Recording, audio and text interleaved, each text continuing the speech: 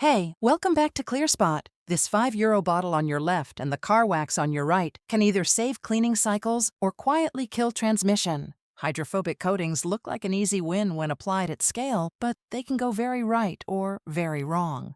ClearSpot's agents are here to measure, not guess. They change contact angle, residue patterns, and sometimes optics. Short-term shine is not a KPI. Our cleaning agent compares coated versus uncoated strings, normalizes for weather, and builds a performance delta over time.